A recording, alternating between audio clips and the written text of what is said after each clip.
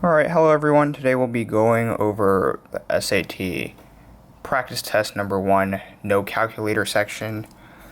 As seen here, in this guide I'll be showing you how to approach problems and then how to solve the problems, and hopefully you'll come away learning a few tips and tricks to help you along. And if you're doing this practice test alongside with this video, I'd recommend you pausing the video before approaching each problem so you can try yourself before seeing a method to do it. So without further ado, let's start it. Question 1 asks, if x minus 1 divided by 3 equals k equals 3, what is the value of x? So we're finding x. First thing I would do here is multiply 3 to both sides. We get x minus 1 equals 3k.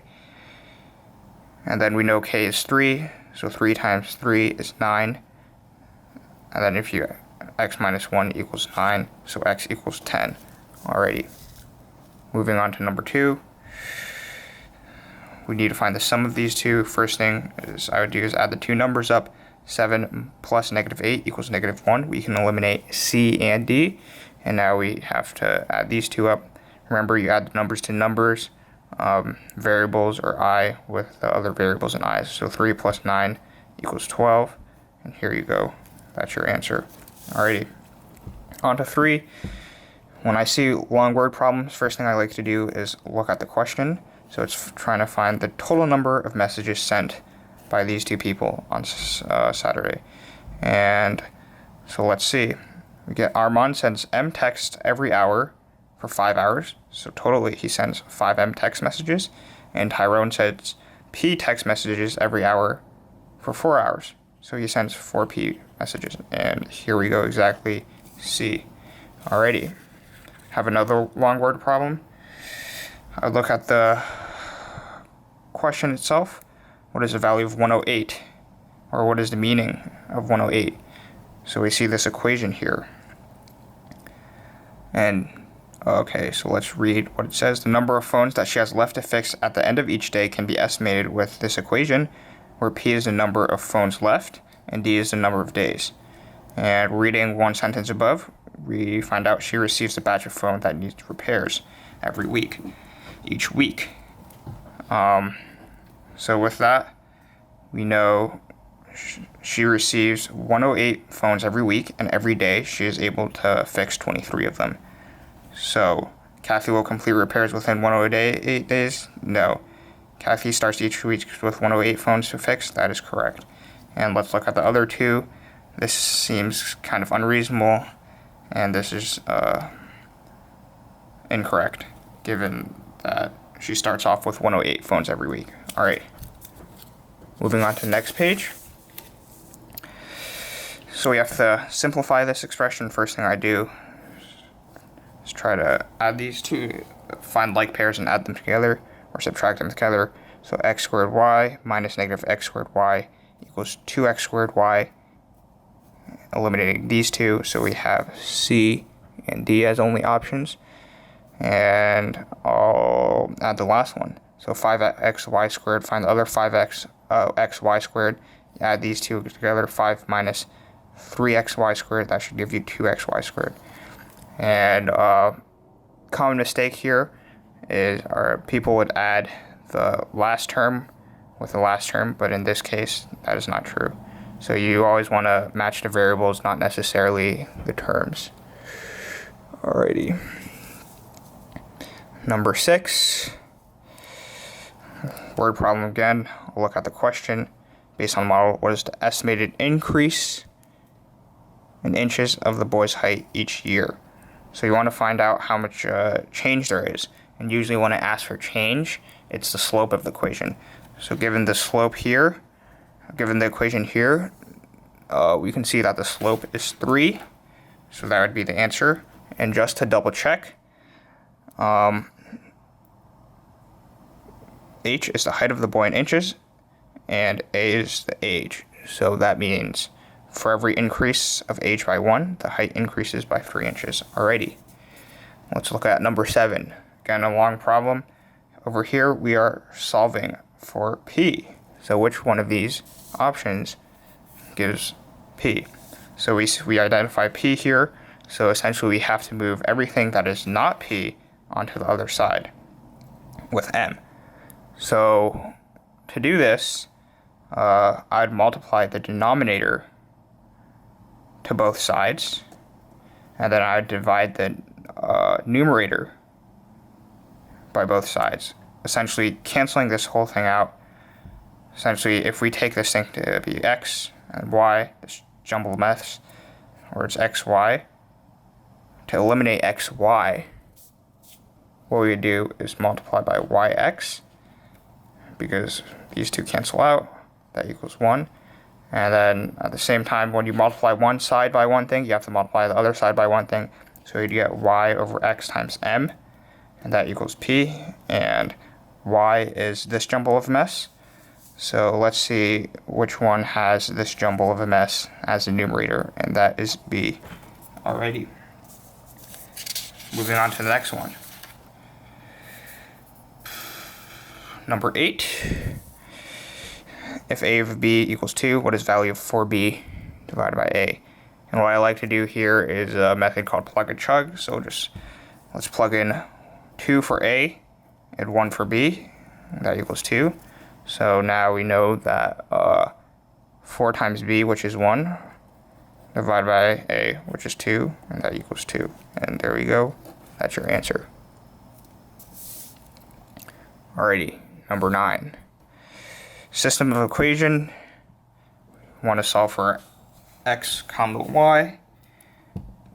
So let's take a look. Here I would do a subtraction method, which essentially eliminates one variable to solve for another by subtracting or adding them together. So I can see we have 3x plus 4y equals negative 23. And to eliminate the variable, what I will do is see if I can multiply or divide one side from this thing to match another side on that thing. So in this case, I see that 2y can match 4y very easily. So I will multiply everything here by 2, leaving me with negative 2x plus 4y equals negative 38.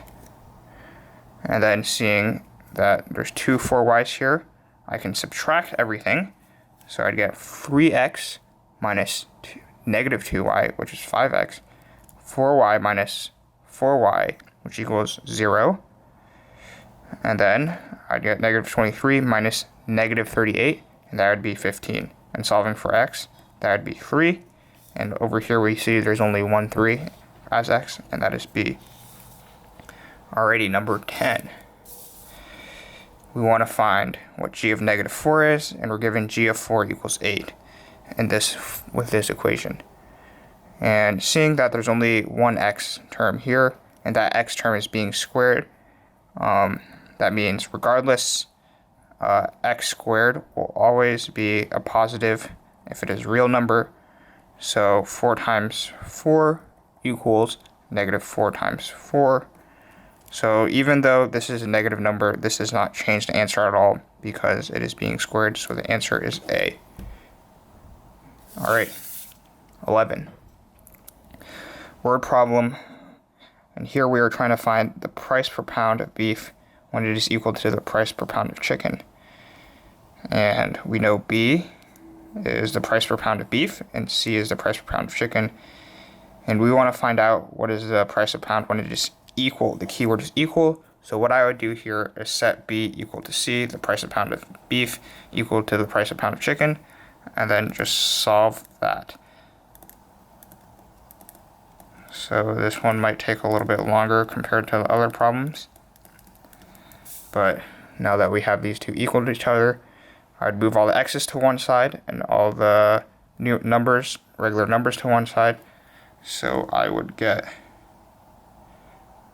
0.6 equals 0.15x, and x is equal to 4. But we're not looking for x. We were actually looking for the price per pound of beef or the price per pound of chicken, which is the same. So let's just plug plug 4 back into the original equation, which is 2.35 plus 0.25 times 4. So 2.35 plus 1 should give us D, which is 3.35. Alright, here we're trying to find which of the following points lie on the line where it passes the origin, which is just 0, 0, and has a slope of 1, 7. So if we just draw our handy dandy graph, we have 0, 7, which is over here, 1, 7, which is over here, 7, 7, which is over here, and then like 14, 2, which is over here. Given here, we know that for every 1 unit it rises, it moves 7 units to the left. So we'll have a trajectory, something like that. And given that we know it can't be 0, 7, it won't be 1, 7, and it won't be 7, 7, it has to be 14, 2. Alrighty. 13, we want to find which one of the following is equivalent to this mess. So first things first, I would just ignore the numerator here and try to solve these two bottom numbers so that they're equivalent or together in like term as one fraction. So to solve 1 over x plus 2 plus 1 over x plus 3, what I would do is make sure they have a common denominator so that we can add them together. So I'd multiply x plus 3 to both sides, and then x plus 2 to both sides, giving us x plus 3 divided by x plus 3 times x plus 2, and then plus x plus 3 times x plus 2 over x plus 2. And now that they have the same denominator, we can add them together, which would be 2x plus 5 equals x plus 3 times x plus 2. And seeing this right off the bat, you might be very incentivized to choose A, which would be incorrect because you still have to remember the numerator here. So essentially this numerator on top, we'll just switch these two. So it would be 2x plus 5. It would be x plus 2 times x plus 3 divided by 2x plus 5. And that would be B. Here 14 is a little bit trickier of a problem. We want to find 3x minus y equals 12, and what is the value of 8 to x over 2y. So here what I do is try and simplify this, what it's finding for. So 8x over 2y. And one thing we know is that 8 is equal to 2 to the power 3. So what we can do is 2 to the power 3 times x. We can essentially simplify it down to that. And once we see that these two have a common base, we can do some algebra and simplify it down to that, where 2 to the 3x minus, where it equals 2 to the 3x minus 1, and 3x minus y equals 12. So the answer would be 2 to the 12, and that is exactly what we have for A here. Alrighty, last multiple choice question 15. We're trying to find the two possible values for C. Alright, so we know A plus B equals 8. And we also know, because AX times BX equals 15x squared, we know that A times B has to equal 15. So, just thinking about some numbers, what A and B could be: 1, 7, 2, 6, 3, 5. Let's try 3, 5. 3 plus 5 does equals 8, and 3 times 5 does equal 15. So we know A equals 3 or 5, and B also equals 3 or 5. So to find two possible values of C, all we have to do is plug it into the original equation.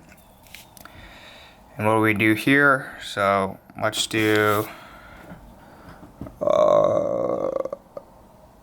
we'll do 3x plus 2, where A equals 3, and then 5x plus 7, where 5 equals B. Since we're only trying to find C, all we have to solve is for the C unit.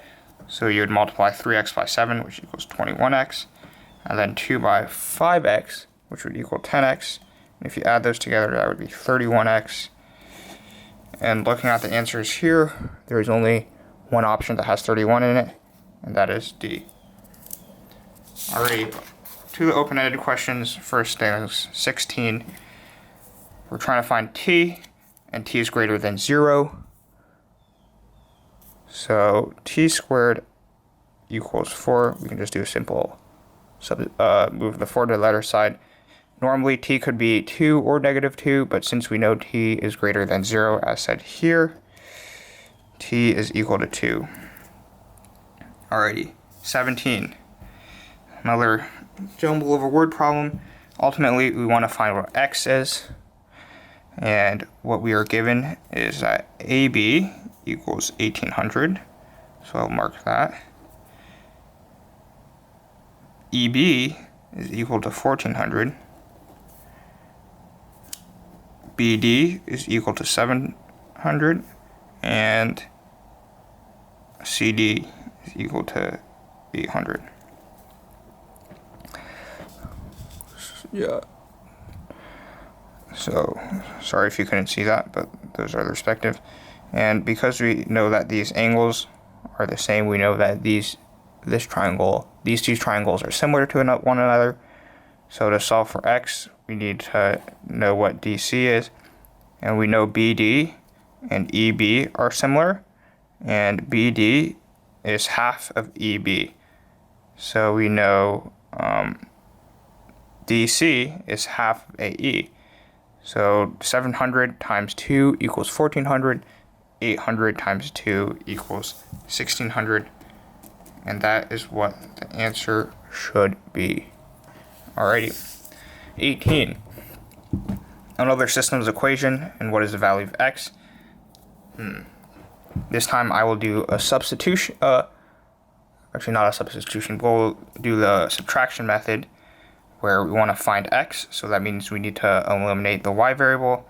To do that, I would multiply this whole thing by 2, giving us 2x plus 2y equals -18. And we also have x plus 2y equals -25 from the second equation. Seeing there's a 2 common 2y's, we can subtract both of them, the two equations, where we'd get 2x minus x equals x, 2y minus 2y equals 0, and -18 minus -25 equals 7, and that is the value of x. Alrighty, 19. So sine of x equals 4/5. Cosine, what is cosine 90 minus x? So going in a little bit into more trig, personally this is something that I have memorized, where sine of x equals cosine of 90 minus x, or cosine x equals sine of 90 minus x. These are common functions that I would recommend memorizing, but in case if you forgot, we can always draw our handy dandy right triangle. So let's say this is x. We know sine is opposite over hypotenuse, so it's 4/5. And now we're trying to find cosine 90 minus x. So 90 minus x would actually be this angle right over here, and that is because we know a triangle, all three angles add up to 180 degrees, and we already know this is a right triangle, so these two angles must add up to 90 degrees. And then this angle must be 90 degrees minus this degree here, which is x. So now that we have this degree, we need to find cosine. And what is cosine? It is adjacent divided by opposite. So it'd be 4/5, and that is the answer. 4/5. Alright, final problem, we come to 20. A equals 5 times square root of 2, and 2a equals this. We want to find out the value of x. So first of all, we have to convert it into this kind of form. So we have to multiply everything by 2 first. So we have a equals 5 square root of 2. Multiply 2a which would equal 10 times square root of 2. Right, but how do we put it into this form? So we need to somehow convert this into square root of 2x. To do that, you have this annoying square root that you would have to get rid of. So what I would do is square both sides to get rid of the square root. And what we'd get is 100, because 10 times 10 is 100, times the square root of 2 by 2 equals square root of 2x squared. That would give us 100 times 2 equals 2x. Eliminate the 2's. X equals 100. And that's your answer. So that wraps up the no calculator section for practice test 1. Thanks for joining us, and we hope to see you again soon. Good luck studying for your SATs or any exams, and if you have any questions, always feel free to ask or shoot us an email.